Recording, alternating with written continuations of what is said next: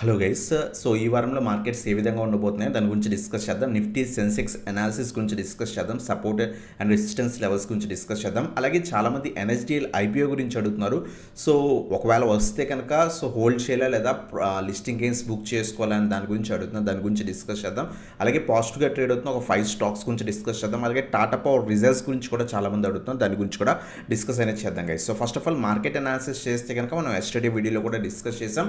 Markets so ఏదైతే overall trend అయితే కనుక కొంత నెగిటివ్ ఉంది. బట్ మనకి గిఫ్ట్ నిఫ్టీ చూస్తే కనుక సో అరౌండ్గా 71 పాయింట్స్ పాజిటివ్గా క్లోజింగ్ అనేది ఇచ్చిందనమాట. ఒకవేళ సో గ్యాప్ అప్ ఉంటే మనకి ఏమైనా సో కొంత రివర్సల్ వచ్చే ఛాన్స్ ఉంది. సో 24,500 మనకి చాలా అంటే చాలా స్ట్రాంగ్ సపోర్ట్ రీజన్. ఒకవేళ ఇది బ్రేక్ అయితే ఫర్దర్ డౌన్ సైడ్ మనకి ఉండే ఛాన్స్ ఉంది. సో షార్ట్ ఫాల్ కూడా ఉండే ఛాన్స్ ఉంది. ఒకవేళ 24,500 లెవెల్ కనుక క్లియర్గా బ్రేక్ అయితే కనుక 24,000 సో 200 నుంచి 24,000 లెవెల్స్ దాకా కూడా మార్కెట్స్ పడే ఛాన్స్ ఉన్నాయి. లేదు ఒకవేళ ఇక్కడ ఏమైనా స్ట్రాంగ్ రివర్సల్ వస్తే మల్టిపుల్ టైమ్స్ ఇక్కడ మనకి స్ట్రాంగ్ రివర్సల్స్ అనేవి కనిపించాయి అనమాట అరౌండ్ రీజన్లో 24,500 దగ్గర.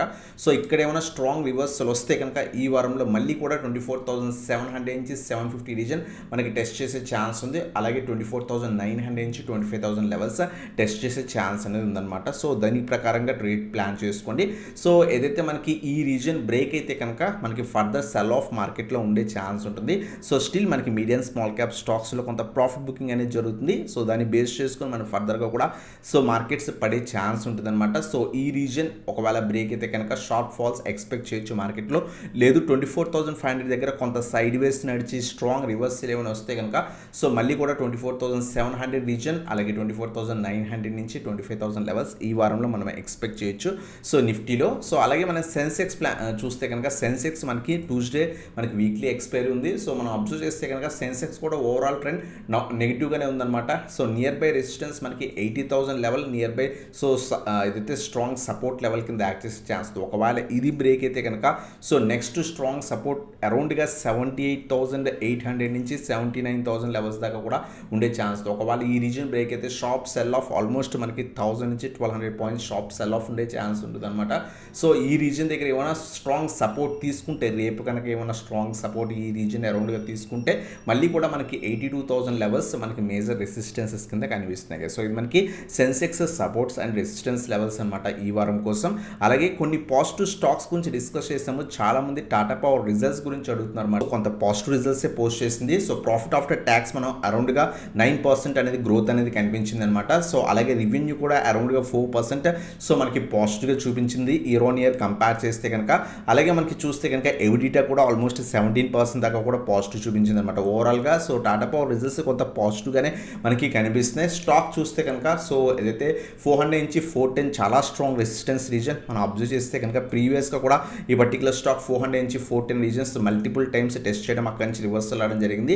సో ప్రజెంట్ ఈ రీజన్ అయితే కనుక టెస్ట్ చేస్తుంది. ఆ రీజన్ మొన్న ఫ్రైడే రోజు కూడా మనకి కొంత సో 400 లెవెల్ బ్రేక్అవుట్ అనేది కనిపించింది అనమాట. ఒకవేళ రిజల్ట్స్ బట్టి ఏమైనా కొంత పాజిటివ్ సైన్ మార్కెట్లో ఉంటే కనుక మళ్ళీ ఈ రీజన్లోకి వచ్చి ఈ రీజన్ బ్రేక్ అయితే అప్పుడు ఫర్దర్ అప్సైడ్ పాసిబిలిటీ ఎక్స్పెక్ట్ అనేది చేయొచ్చు గైస్. సో ఇది మనకి టాటా పవర్ అలాగే షేర్ గురించి ఆ రిజల్ట్స్ గురించి అనమాట. అలాగే కొన్ని పాజిటివ్ స్టాక్స్ గురించి డిస్కస్ చేద్దాం సో ఈ వారం కోసం. సో ఫస్ట్ స్టాక్ వచ్చేసరికి విమిటా ల్యాబొరేటరీస్ అనమాట. సో ఈ పర్టికులర్ స్టాక్స్ చాలా మంచి పాజిటివ్ మూమెంట్ అనేది కనిపిస్తుంది అనమాట. సో మేజర్ రెసిస్టెన్స్ ఏదైతే ఉందో సో 600 రీజన్ బ్రేక్ అయిన తర్వాత షార్ప్ అప్సైడ్ పాసిబిలిటీ కనిపించింది. అబ్జర్వ్ చేయండి.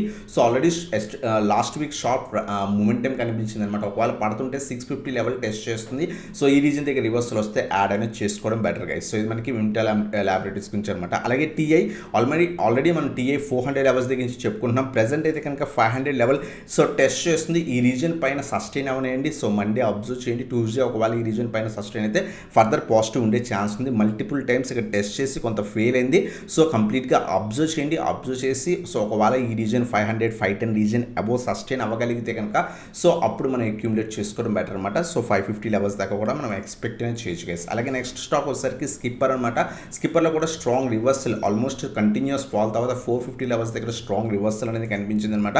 అబ్జర్వ్ చేయండి. 1 more day 500 అబోవ్ సస్టైన్ అయితే ఫర్దర్గా అప్సైడ్ పాసిబిలిటీ ఉంది. 525 సో 550 570 లెవెల్స్ దాకా మనం ఎక్స్పెక్ట్ అనేది చేయొచ్చు అనమాట. సో ఇది మనకి స్కిప్పర్ గురించి అనమాట.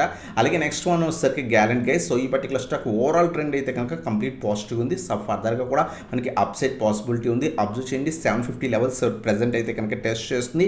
ఈ రీజన్ దగ్గర రివర్సల్ వస్తే ఫ్రైడే రోజు కొంత సెల్ ఆఫ్ కనిపించింది, ఇక్కడ రివర్సల్ రానియండి, ఒకవేళ వస్తే కనుక ఫర్దర్ ట్రెండ్ కంటిన్యూ అయ్యే ఛాన్స్ ఉంది. 800 850 లెవెల్స్ దాకా మనం ఎక్స్పెక్ట్ అనేది చేయొచ్చు గైస్. అలాగే సో హైరెక్ట్ అనమాట. సో ఈ పర్టికులర్ స్టాక్ కూడా సో స్ట్రాంగ్ రివర్సల్ కనిపించింది అనమాట. సో ప్రెసెంట్ అయితే కనుక లాస్ట్ వీక్ చాలా మంచి స్ట్రాంగ్ ఆల్మోస్ట్ 1400 లెవెల్స్ దగ్గర నుంచి చాలా స్ట్రాంగ్ ర్యాలీ కనిపించింది. సో ఒకవేళ సెల్ ఆఫ్ ఏమైనా కనిపిస్తే వెయిట్ చేయండి, 1750 లెవెల్స్ దాకా వెయిట్ చేసి ఇక్కడ రివర్సల్ వస్తే యాడ్ చేసుకోలేదు. ట్రెండ్ కంటిన్యూ అయితే కనుక మనకి 2000 రెసిస్టెన్స్ కింద యాక్ట్ చేసే ఛాన్స్ ఉంది.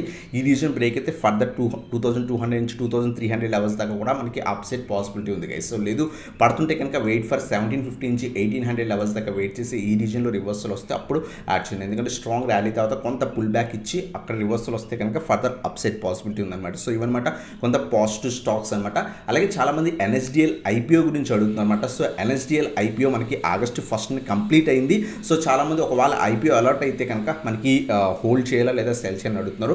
సో జూలై 30 స్టార్ట్ అయింది, ఆగస్టు 1 ఫ్రైడే రోజు మనకి కంప్లీట్ అయిందనమాట.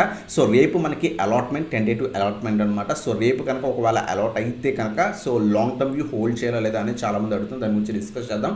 సో ఆగస్ట్ 5 మనకి సో రిఫండ్స్ అనేవి వస్తే సో లిస్టింగ్ డేట్ వచ్చేసరికి మనకి ఆగస్ట్ 6 అంటే మనకి వెడ్నెస్డే మనకి సో లిస్ట్ అనేది అవుతుందన్నమాట మార్కెట్లో. సో ఆల్రెడీ మనకి ప్రీవియస్గా మనకి సిడిఎస్ఎల్ మన మార్కెట్లో ట్రేడ్ అవుతుంది. సో ఎన్ఎస్డిఎల్ కూడా వస్తుందన్నమాట. సో లాంగ్ టర్మ్ వ్యూ చాలా మంచి కంపెనీ. ఒకవేళ మీరు లాంగ్ టర్మ్ వ్యూ కనుక సో ఐపీఓ అప్లై చేస్తుంటే కనుక ఖచ్చితంగా హోల్డ్ అనేది చేసుకోవచ్చు. కంపెనీ ప్రాఫిట్ మేకింగ్ కంపెనీ మనం చూసుకోవచ్చు అనమాట. టోటల్ ఇన్కమ్ బాగుంది, అసెట్స్ కూడా చాలా బాగా ఇంప్రూవ్ అవుతున్నాయి. సో ఎవిడిటా కూడా సో ఇంప్రూవ్ అవుతుంది, ప్రాఫిట్ ఆఫ్టర్ ట్యాక్స్ కూడా బాగుంది, నెట్వర్క్ కూడా చాలా బాగుంది, రిజల్ట్స్ అండ్ సప్లైస్ కూడా చాలా బాగున్నాయి. సో మనం అబ్జర్వ్ చేస్తే కనుక ఆర్ఓఈ రిటర్న్ ఆన్ ఈక్విటీ అన్నీ కూడా బాగున్నాయి, ప్యాట్ మార్జిన్స్ కూడా బాగున్నాయి అనమాట. సో లాంగ్ టర్మ్ వ్యూ ఉంటే పర్స్పెక్టివ్ ఉంటే కనుక ఖచ్చితంగా హోల్డ్ చేయడానికి ట్రై చేయండి. అలాగే సబ్స్క్రిప్షన్ చూస్తే కనుక ఎనీ టైం సబ్స్క్రైబ్ అయిందంటే టోటల్గా మనకి 41 టైమ్స్ అనేది సబ్స్క్రైబ్ అనేది అయిందనమాట. ఓవర్ సబ్స్క్రైబ్ అయితే ఖచ్చితంగా అయింది. రీటైల్ సెషన్లో ఆల్మోస్ట్ 7.7 టైమ్స్ అంటే ఆల్మోస్ట్ 8 టైమ్స్ అనమాట. అంటే 8%లో 1%కి వచ్చే ఛాన్స్ అనమాట. సో ఎవరైతే రీటైల్స్ కేటగిరీలో అప్లై చేసి ఉంటారో సో 1%కి వచ్చే ఛాన్స్ అనమాట. అలాగే ఎన్ఎస్డిఎల్ ఐపీఓ మనకి ప్రజెంట్ జిఎంపీ అబ్జర్వ్ చేస్తే కనుక 127 ఉందన్నమాట. ఇది ఎస్టర్డే అప్డేట్. సో 127 ఉంది. అరౌండ్గా మనకి 127 అంటే 16% అనమాట. సో అరౌండ్గా మనకి సో స్లైట్ లిస్టింగ్ గేమ్స్ ఉండే ఛాన్స్ ఉంటుంది. ఎందుకంటే కొంత ఏదైతే వాల్యుయేషన్స్ పరంగా కొంచెం హై వాల్యుయేషన్స్లోనే మనకి లిస్ట్ అవుతుంది. సో 46 PE ఉంది. సో పోస్ట్ ఐపీఓ మనం చూడాలి. సో లిస్ట్ అయిన తర్వాత కొంత హైయర్ వాల్యుయేషన్స్లో లిస్ట్ అవుతుంది కాబట్టి స్లైట్ ప్రాఫిట్ బుకింగ్ కూడా వచ్చే ఛాన్స్ అనమాట. ఎందుకంటే మనకి సో ఐపీఓ రాకముందు ప్రీ ఐపీఓలోనే మనకి చాలా బాగా సో స్టాక్ అనేది సో న్యూస్లో ఉండి సో ట్రేడ్ అయింది అనమాట. సో ఖచ్చితంగా మనకి పోస్ట్ ఐపీఓ లిస్ట్ అయిన తర్వాత కొంత ప్రాఫిట్ బుకింగ్ ఉండే ఛాన్సే ఎక్కువ ఉందన్నమాట. బట్ లాంగ్ టర్మ్ పర్స్పెక్టివ్ ఉంటే కనుక ఎన్ఎస్డిఎల్ కూడా చాలా మంచి కంపెనీ, హోల్డ్ అనేది చేసుకోవచ్చు గైస్. సో ఇది మనకి ఎన్ఎస్డిఎల్ ఐపీఓ గురించి అనమాట. సో ఇంకేమైనా స్టాక్స్ నుంచి కావాలంటే కింద కామెంట్ సెక్షన్లో మెన్షన్ చేయండి. అప్కమింగ్ వీడియోస్ వాటి గురించి కూడా డిస్కస్ అనేది చేద్దాం గైస్.